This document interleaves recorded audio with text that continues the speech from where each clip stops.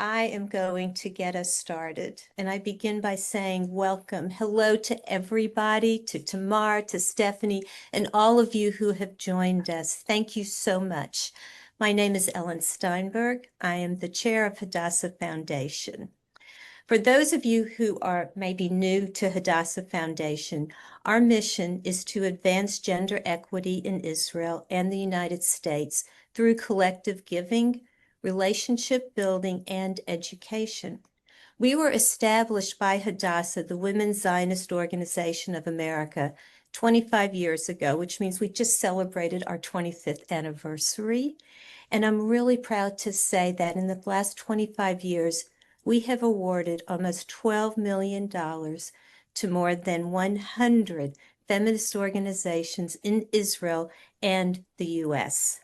We are now currently accepting grant proposals for U.S. organizations. Deadlines coming up June 11th. More details can be found at hadassahfoundation.org, so please spread the word and let us know if you have suggestions. I want to tell you a little bit about the format for this program. Stephanie Gary will be interviewing our guest, Tamar Shwartz, for probably about 25 minutes. And we're going to leave time at the end for questions. If you have questions, please put them down in the chat. We look forward to that dialogue. And now I want to introduce you to Stephanie Gary. Stephanie Gary is the Chief Administrative Officer of Plaza Jewish Community Chapel, the only not-for-profit, community-owned and operated Jewish funeral chapel in the New York metropolitan area. In addition to overseeing end-of-life care, Stephanie leads the chapel's efforts to amplify end-of-life conversations through education and public engagement. She conducts more than 50 educational programs annually, both locally and nationally, and is the host of the award-winning podcast, Exit Strategy. Stephanie is also the board chair of Illuminate, formerly the Jewish Women's Foundation of New York. Last year, Illuminate and Hadassah Foundation co-led the Jewish Women's Collaborative Fund, which awarded $125,000 in grants to 5 Israeli organizations addressing the needs of women in the aftermath of October 7th. Leaders of several Hadassah Foundation grant recipients, including Tamar Shwartz, participate in Illuminate's Global Jewish Women's Leadership Network. Stephanie, before I begin, I want to thank you and Tamar on behalf of all of us from the Hadassah Foundation. We are so delighted to have you with us today. And now, Stephanie, it's yours. Oh, wow. Well, thank you so much. What an honor this is for me. And I thank you for asking me to do this. Tamar, before we jump into our conversation, please let me introduce you because you are worth introducing for so many reasons. You are the CEO of Women's Spirit. As we say in Israel, Ruach Nashit. I do okay? All right.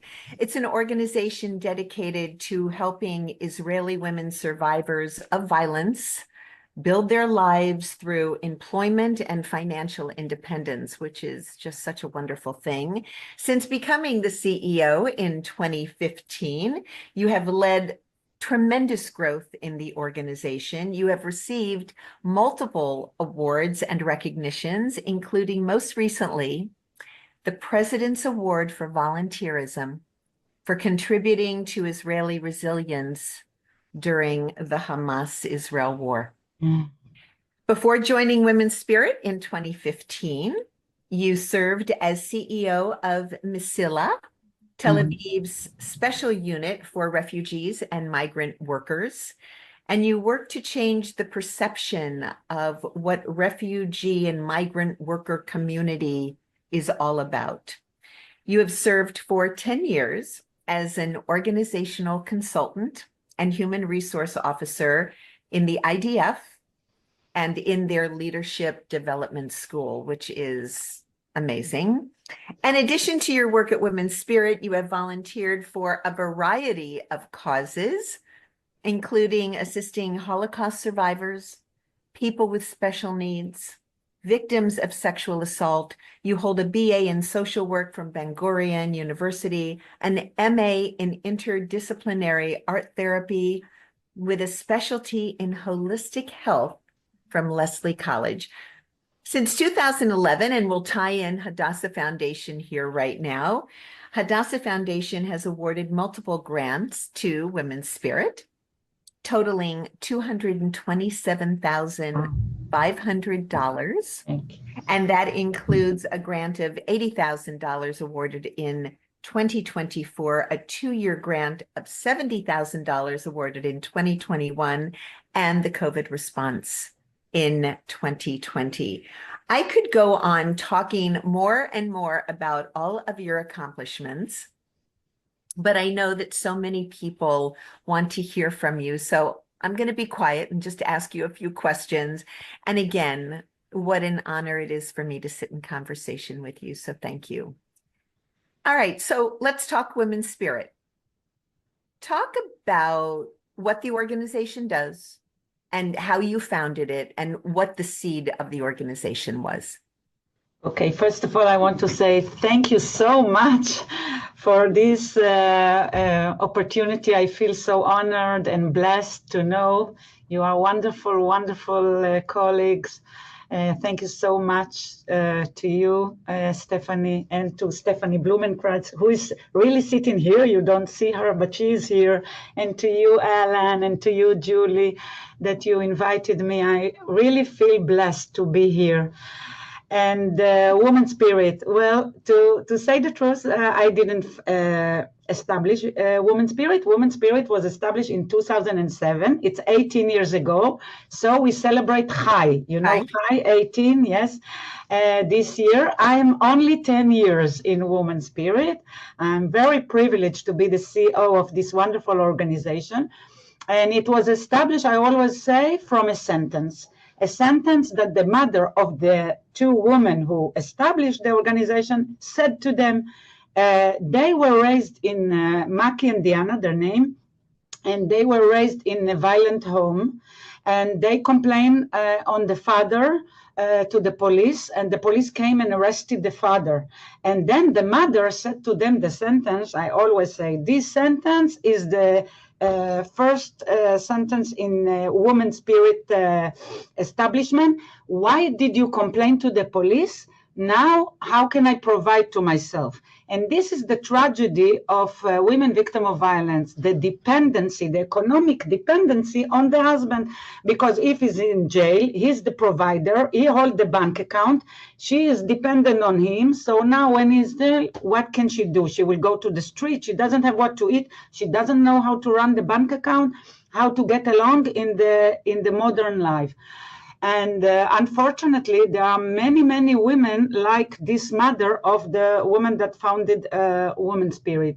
So they started it. And when I came 10 years ago, Women's Spirit was focusing on the private domain, helping women in a long-term process, because the women that come to Women's Spirit are with PTSD, post-traumatic disorder. So you cannot do a short process of occupational rehabilitation or only a group model. You must do it private, long and intensive. So what we do is a 2.5-year process.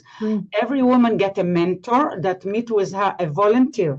Every week, we have hundreds of mentors all over Israel, wonderful, wonderful women that, of course, we teach them how to be a mentor in a 4-month course, and then we supervise their work. And every woman can get a coach and a mentor and a laptop and scholarship for to study profession, and guidance how to open a bank account, how to run a bank account, if she need English lesson, Hebrew lessons, what she need to stand on her feet and to know how to run her bank account and to have a good profession that she can provide for herself in something she loves, she is good at, and she get good salary. This is the first domain. The second domain is the education or the community domain. We are doing a lot of workshop and lectures all over Israel and all over the world also. Now when there is the Zoom, we are all over the world, and also physically we come, as I come here to the States, and I was also in Europe, to spread the news about the term economic violence, because many people don't define this as violence. People see violence as physical violence, sexual violence, economic violence. If the husband didn't touch me, is this violence? And it's not in the law also. So we are spreading the news how to identify signs for economic violence and whom you can refer the woman to get help. And we explain to people why it is violence, because there are criteria that this is considered to be violence, even if it's not in the law. In the Israeli law, also it's not in the law here in the United States. In the States, unfortunately, it should be. And the third domain is the comprehensive domain. We are trying to, and we succeed, to change legislation and laws in the Knesset, in the parliament, and also in governmental institutions in Israel. Also, we go to areas of things that connected to economic concretely, but also to feminist general areas. Like, for example, we lead the struggle against distributing guns. In Israel, everybody can have it. People that are violent, mental ill, sure. We are fighting against it, and we also try to change legislation in the national security and in the banks, that they will go forward towards the women victim of violence. And I can talk forever. No, I know you can. I know you can. But I think it's really important that you brought up this aspect of economic violence, economic abuse. Yes, because that's the focus here. And we don't think of economic abuse as much as we think of physical or mental abuse. Yeah. They're part and parcel. You know, a question everybody wants to hear and everybody wants to talk about is your work before October 7th and your work since October 7th. Talk a little bit about how it affected you. We know it affected everyone deeply, but for you specifically, for the organization, your pivot, what exactly you had to do? Well, you put it very right. There is before October 7 and after October 7, unfortunately. I want to tell you something. If there is such a thing as average Israeli person, then I would say that women victims of violence suffer more than the average Israeli person. And of course, every citizen in Israel is suffering. But the problem is that the public attention is always on and I can understand it, of course, I'm not judging it, but I just want to say that the public attention is on the hostage, on the soldiers, and on the people that are evacuated from their homes. And what about the home front? There is a bleeding home front in Israel. Women victims of violence suffer more, and I will explain why and what did we do to meet those new needs. First of all, even if you are in, let's say, Hadera, okay, Hadera is not in the border, no missile, except maybe 1 or 2 missiles from the Houthis in Yemen, okay? If I compare it, it's a city that wasn't damaged in the war. But let's not forget, those women are with PTSD, with post-traumatic disorder. In Israel, the television and also the social media, 24 hours, war, war, war. Now, a woman like this is hearing this news all the time. She gets all the triggers. She is full of anxiety attack just from hearing all those horrible stories, and the stories are horrible.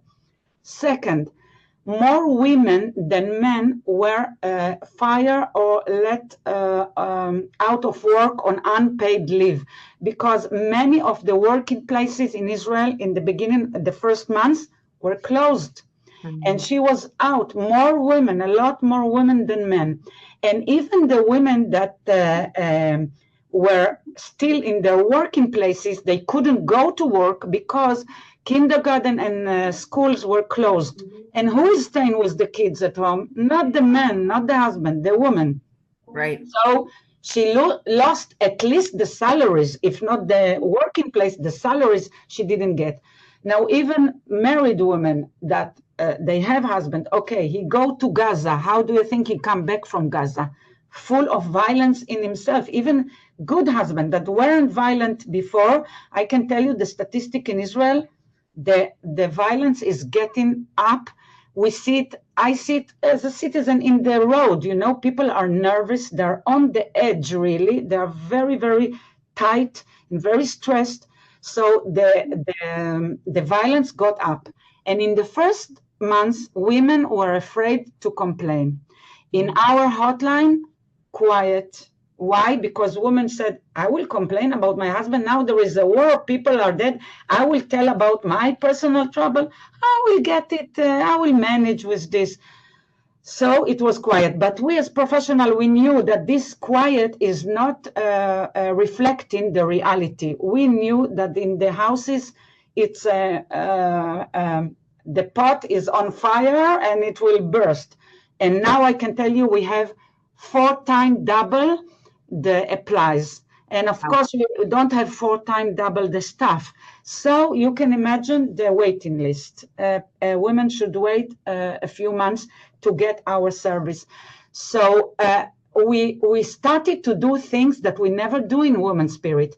We in Women's Spirit, we give, we don't give the fish, we give the hook, you say? The hook, right. We give the tools how to fish. And now in the war, we started to give fish. What do I mean fish? We gave boxes of food. We went to our clients, we call them participants, and we gave food because the refrigerator was empty. Women got to situation, unbearable situation. Second, they were not ready in their mind to be in the rehabilitation process, that you need to have cognitive, to be free in your mind and to get all what we teach the participant. So we started to do a lot of workshop only on reducing stress, emotional support workshop, until the women were, the clients were stabilized, you know, okay, they got to their senses, and then we can go back to the regular rehabilitation process. And it's very important for me to emphasize this. It's not that the clients are in war and we are in another country. We have children. My daughter is in the army. I'm afraid. We have a few volunteers that lost children in the war, or soldiers, or in the Nova Festival. You know, many were killed in the Nova Festival. I can tell you now, when I'm coming to you, I'm speaking, I feel, I told my husband, I'm going here in New York Street, everything look calm, and now I allow myself to feel how exhausted I am. I don't want to say I'm weak because I'm a strong person. No, but I know. Wow, I don't have air from the stress, all the time stress, and I have to hold all my organization, of course. Yes, not to, I always say despair is not a working program. We have to keep the hope for us and for our clients. You are amazing. And I will say that, you know, it's almost like the adrenaline keeps you going. Exactly. And said, you're walking on the streets of New York and you exhale for a second. Yes. You don't have bombs and you don't have sirens flying off. And it's a different reality. You know, as you speak, we who watch the news and we who get alerts on our phone, we don't understand the depth of the pain. Yeah. And so I thank you so much for sharing that, as painful as that is, but it's so important for us to hear, for sure. I want to talk a little bit about your volunteers. I find it amazing, and yet, because of your leadership, I understand it. Yeah. You have over 330 volunteers. So I want you to talk about how you train them. You said you train them for 4 months, how you find them or they find you. And has it been harder to recruit volunteers as the days go on, or are you seeing it's a way for people to show up and do something? Okay. First of all, thank you for sharing. I'm saying to you, thank you for caring. You really give me hope. We all do. We all do. You Everybody. all in the Huge Zoom. community out there. A huge group of people care. Yes, and you, Stephanie, you bring this voice. So thank you. It's really touching. I will tell you about the volunteers. I always say that the volunteers give me hope, because the volunteers, we have so many. We have waiting list of clients, and I want to share with you, we have a waiting list of volunteers. Wow. This is the good thing. Of course, I don't like wars, but if there is the good thing that come out of war, that people are full of adrenaline and want to help, and are coming to us, a lot of people. So first of all, I want to tell you that we recruit only 10% of the women that come to us. We have a very long process of choosing. We don't take everybody. For mentoring, we don't take professional, but we want a woman, and of course, only women. Sorry, I apologize from the men, but the client that come to us, they need a warm, feminine environment. They are hurt by the men, so the first mentor they meet should be a woman. And the women that come to us, we are looking for women that have contradicted qualities. They should be very warm, of course, but they also should be women that push you to go on with the mission. Yes, because if all day you will be warm with your client and say, oh, you're so miserable, what a tough life, then the client will not go on and be independent. The bottom line is that we want the client to be economically independent. So this woman who has the contradiction qualities is harder to find, because most of us are or this one or focus on relationship and on affection and emotions, or getting into the task. Okay, most of the people are or this, and the people that are both are rare. So only 10% we accept, and then the course is every week, 4 hours every week. We train them how to do the whole process of rehabilitation, economic rehabilitation, occupational rehabilitation with women that suffer from post-trauma. It's a heavy load. And so afterwards, when the mentor starts, she meets the client every week, and she has to come also to personal supervision with the social work. Every social work has between 30 and 40 participant clients, and accordingly, coaches and mentors, all volunteer, of course. The client don't pay anything. And they have to come also to a group supervision. And we are very, very strict on this. If the volunteer would be perfect but won't come to supervision, we fire her. Why? Because if you work with post-trauma, it's very contagious. You can have secondary trauma. So if you are not coming to supervision, you are not talking about, you are not reflecting, you are not doing something with this, having all the time post-trauma on you, you get the post-trauma. So it's very important to come to the supervision. We emphasize this very much.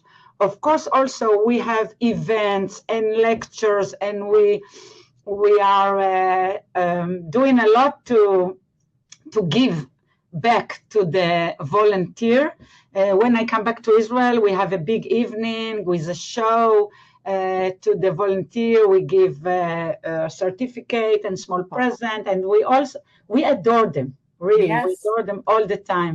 They are the beautiful face of Israel. And in getting volunteer, we have the opposite trouble. Not that we don't have enough, we have too many. That's A beautiful. good problem. A good Yes. problem. And let me tell you that you are giving these volunteers a gift in this moment. To know that they're helping someone in Yes. this moment makes one feel that the day is worthwhile, even with all these layers. And so that in itself is a beautiful thing and speaks to the work of Women's Spirit for sure. So everybody on this call is going to be shocked or not to know that you have so many other areas in your life that are filling your hours now. I want you to talk a little bit about the work that you're involved with in addition to the work you're doing. And I want you to talk about bereavement counseling. And I want you to talk about the documentary, because I think everybody needs to hear the story. And I feel so honored that you and I have had this conversation. And of course, talk about egg donation advocacy, which is Ooh. a whole nother area, because I think everyone will be just amazed by what you're doing right now. First of all, how many hours we have? Okay, 4, 3 hours? I don't recall.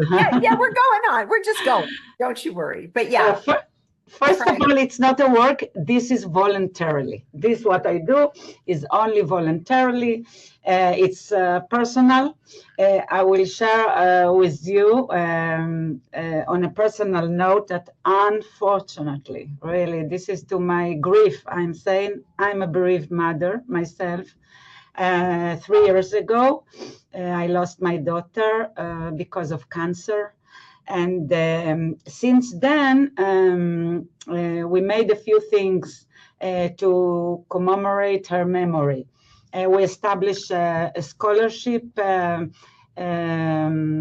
foundation. It's a personal foundation in Bar Ilan University, where she learned mathematics. And we sponsor a scholarship for students for mathematics, women that want to learn and a BA, because she was a mathematician. And second, we made a documentary film that is the first, it's the only, I think, from this category in the world, because it was by accident, by coincidence, that film producer suggested us to record the Shiva. You know Shiva, that people are mourning about on the relative that died, and I just knew her from the Facebook, but my Facebook was viral because I document the whole process of the illness. And there were many followers, so she suggested that we'll document the Shiva. And this is the film Live Like There Is Tomorrow. And now in this, I'm here 2 weeks in the States. We went to Yale University. She was accepted to PhD in Yale, and she didn't make it. So Yale invite us to come and show and screen the film. Wow. And I hope I will be able to screen it in New York, and I will be happy if you all will join us in this screening. And the third thing that we did, my daughter, while she was ill, before the chemo, she took her eggs out so they will not be harmed through the chemo, and she was supposed to give the eggs back when she wanted to become pregnant. Of course, she didn't make it, but the eggs were there in the hospital. And after she died, I came to the hospital and asked for the egg. I wanted to donate them because she told me, Mommy, if something happened, I want you to donate the egg. And the hospital says, you cannot take the eggs because your daughter didn't sign she wants to donate. And I said to the hospital, but you didn't give her the form, the paper to sign. How does she know she has to sign? He said, oh, that's too bad. I said, no, no, no, I don't get this answer. Too bad. I want the egg. He said, go to the Ministry of Health. I went to the Ministry of Health. They say, she didn't sign the form. Too bad. And so I had to go through a struggle. I even got to the Supreme Court of Israel. And it's a 3 years process, I'm now saying in a few words, and we got it. We got the permission to donate the egg, and there is a woman that now will start the procedure of the IVF. She get the egg with the sperm of her husband, and she will be pregnant. Please pray that it will succeed, and I will have grandchildren. This is my dream.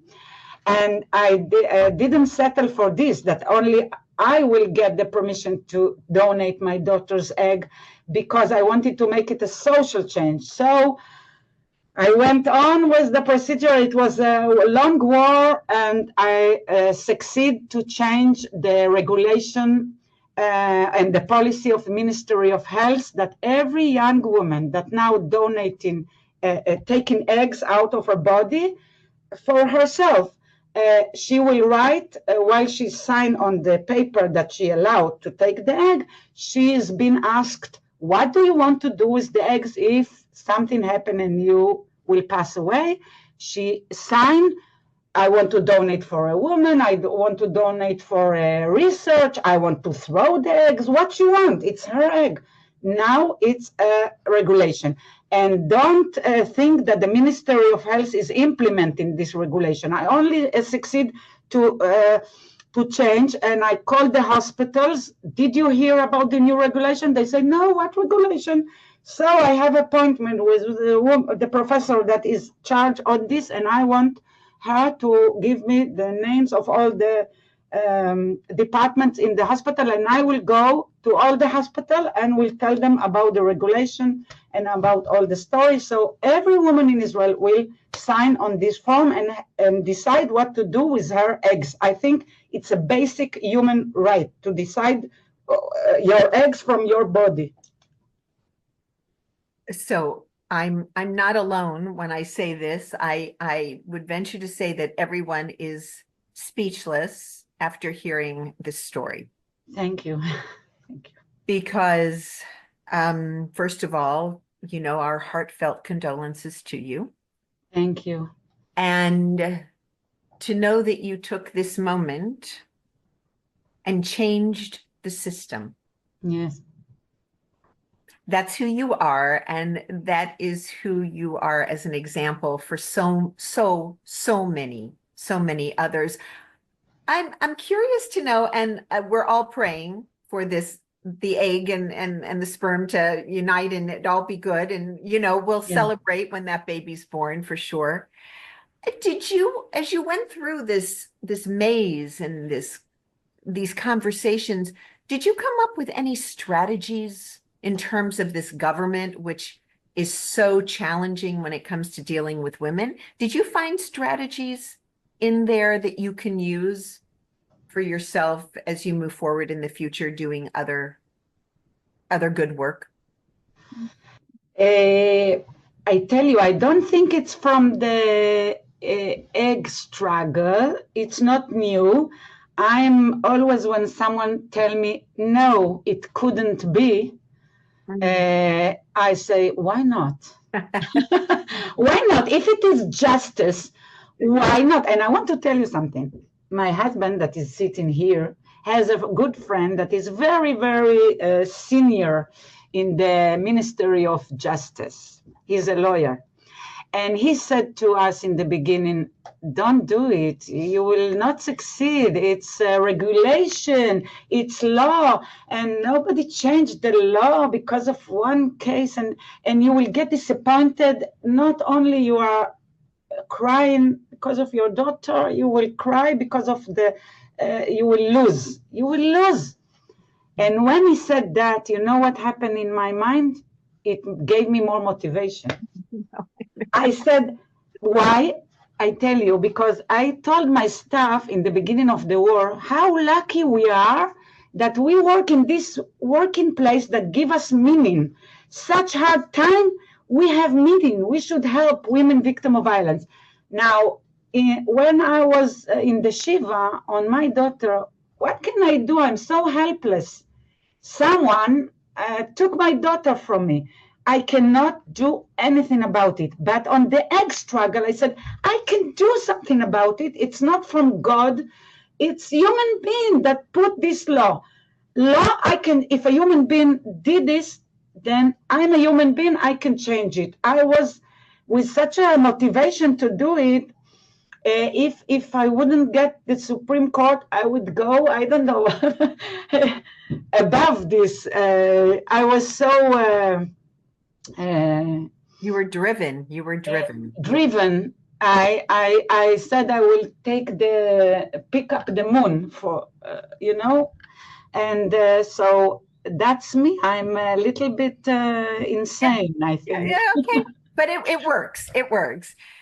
As long as you're talking about that, I want to just touch on, I know that Women's Spirit has worked with Bank of Israel, right? And other institutions to facilitate banking accessibility. Yes. And so I'm just curious to know, can you talk about what the Banking Accessibility Covenant is all about now? Because I think that is a really interesting thing. Yes. This is an initiative that I'm very proud of because you see here that also the banking system is coming and want to help voluntarily. So when I started my work at Women's Spirit 10 years ago, me and some other social organization, we had this idea that banks can come and help women victims of violence. Why? Because you know that economic violence consider two types. One is the husband that is controlling the bank account, doesn't let the woman access to the bank account. And the second form of economic abuse is that the husband is making debts, and the woman has to pay, even if he will come to the judge and say, this is only my debts, she didn't do anything, she will have to pay, because according to the law, if the debts were made during their marriage, then she is responsible too. That's the law that we wrote and we suggested to the Knesset that didn't pass yet, that if she will prove that she is not the one responsible for the debts, she don't have to pay. But now she has to, because the law didn't pass. So we came to the banks and we said, will you be willing that if a woman will come to you through us or through the shelters or through the centers, the welfare centers that deal with women victims of violence, not every woman, because the banking were afraid that there will be women that will take advantages of it. For example, they would establish a business, then the business will collapse and they will say, take all the debts from me, I'm a woman victim of violence. Of course, this is not okay. So only a woman that comes through us or through the shelters or through the welfare centers, I mean that the social worker check that she's really a victim of violence and the debts were because of the violence. And we said to them, if a woman will be referred to you, you will get her out quickly from the mutual account, the bank account with the husband. You will lower the debt, you will make it minimize, and you will distribute it for many months, that you will, every month you will return a small amount of the debt. So the banks should, they are doing a lot to do it. They give up some of the debts, but in this way, they will assure that the woman will give back at least a small amount of the debt. And they understand that she cannot give back more, really she cannot. And that's their social responsibility. And we talk with the manager, the big inspector that is in charge of all the banks, and with the CEO of all the banks, and they all signed off on this contract. It's I don't want to call it contract because it's from free will. You understand? It's not a business contract. And we are doing all the workshop for all the centers in Israel. There are 174 welfare centers and 14 shelters. So all the social worker will know how to refer the woman on this. There is a special procedure. And until now, it's from 2016, until now, thousands of women got this privilege. And we are very, very, and you know, when a woman victim of violence is getting out of the abusive home, she has this a chain on her neck because of all these debts. So with this banking availability contract that we did, it helped her to get in a more free way to her new life without this chain on her neck. Do the men have to pay back the debts? Of course he should, but guess what? He doesn't want to. He doesn't pay the alimonies. You know that 50% of the men in Israel that are divorced, and I'm not talking about abusive husband, I'm talking about normative husband, like your brother, your neighbor, good people, 50% don't pay alimonies. It's a horrible phenomena in Israel. I don't know how it is here in your country. In Israel, every second husband, divorced husband, doesn't pay alimonies. And from the abusive husbands, 99% don't pay alimonies. Why to pay? They don't want. They don't look at their children when they divorce. Why to pay? It's a big problem. I know that Ellen is going to jump in here. Ellen, can I just ask one quick question before you jump in here? Okay. So I just want, this is my last question, you know. Recording in progress. Okay. The times in Israel are they're just so turbulent right now. Yeah. It's just a very, very stressful time. I'm just curious to know when you take a deep breath, what are your long-term goals for the organization? First of all, I never take a deep breath. I know. I'm sure. You know, if I was born today, I'm sure I would be diagnosed as hyperactive. Yeah. And but I was born 60 years ago. Nobody diagnosed in Beersheba in the south of Israel when I was born.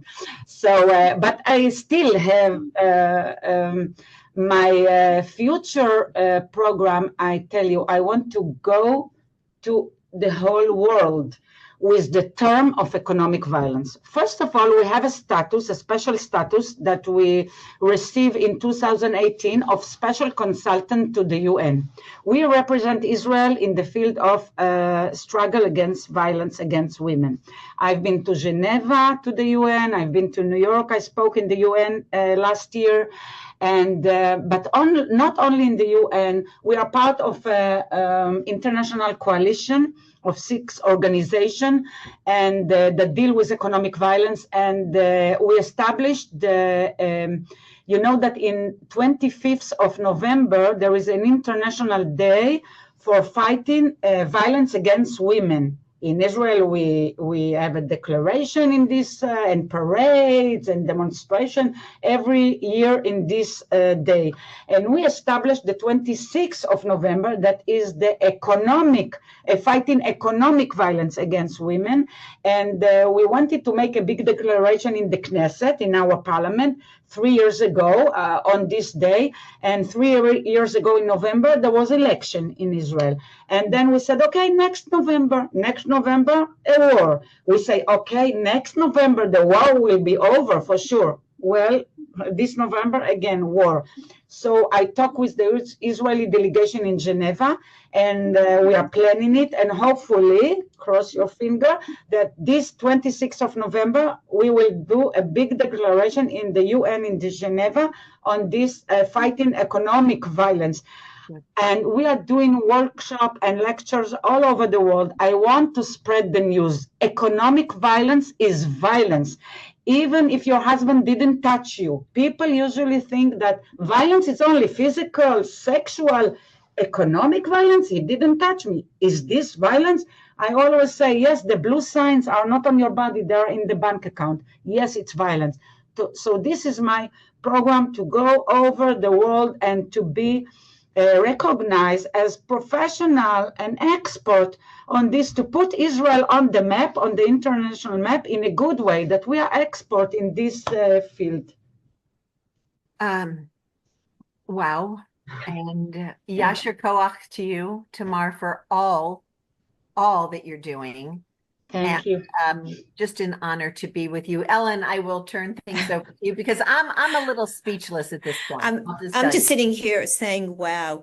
And yes, I agree with Tamar. If you can move it so that not only in Israel, but also here in the United States, the world recognizes that economic violence is in fact a form of interpersonal violence. It's wonderful. You've got our support on that. Thank you. This has been an amazing conversation. I know we have a number of people who are watching and listening. If you have questions that you'd like to ask Tamar, you can raise your hand. Julie will help us, or you could put it in the chats to keep the conversation alive. I'm just going to quickly say that, Stephanie, you said all the right words, that Tamar, you are amazing. You are really an incredible model of strength. You are so impressive. I don't, what you are doing and continue to do with Women's Spirit is phenomenal. Thank you. And what you're doing on your spare time with the documentary and moving the egg donation was so very moving. Thank you. I'm looking to see if we have questions. I think everybody is probably sitting back like us and just really taking in everything that you have said. It is such a privilege to know you and have you here with us. And I have to tell you, on behalf of Hadassah Foundation, we are so proud that we have been able to award multiple grants to Women's Spirit. It makes us all so very, very proud. Thank you so much. It's really for your support. It's very, very helpful. It's help us raise our head. Thank you so much. Well, thank you.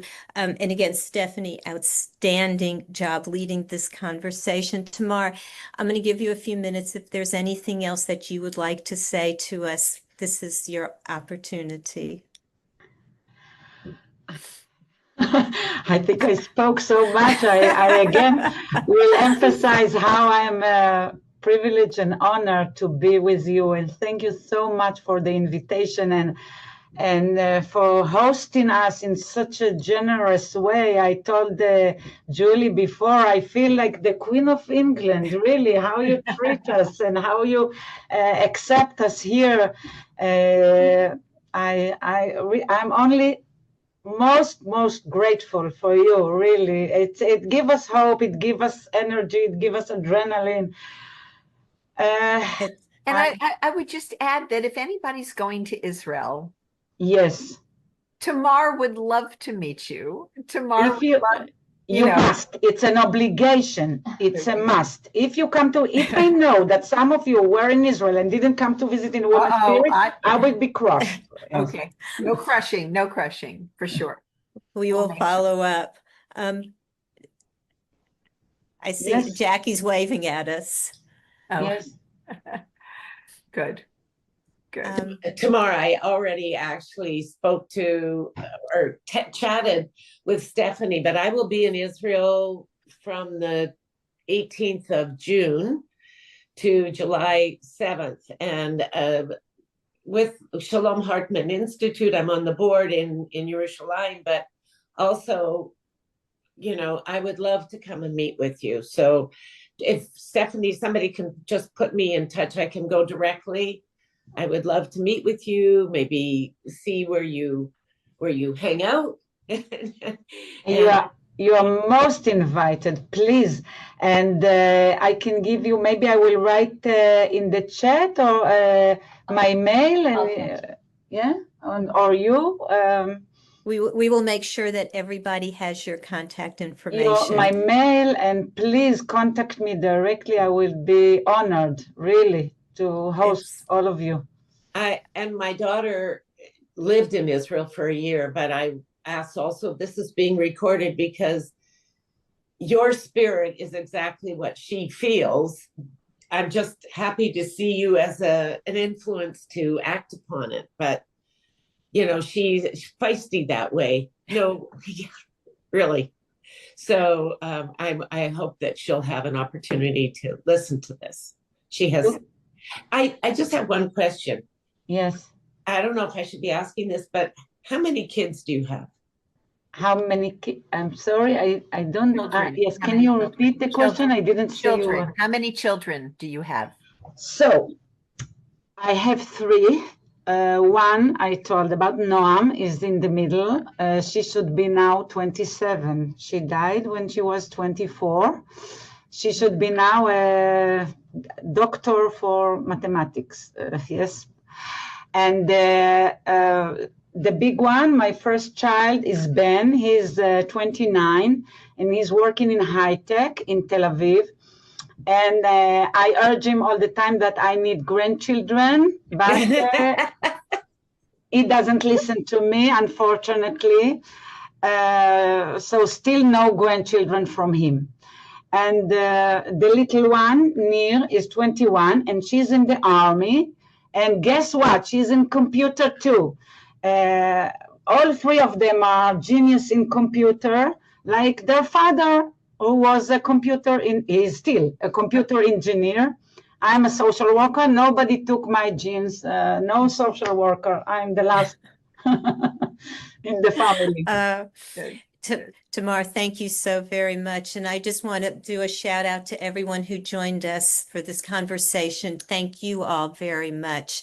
One last reminder, the foundation is now accepting requests for proposals for U.S. Corps grants.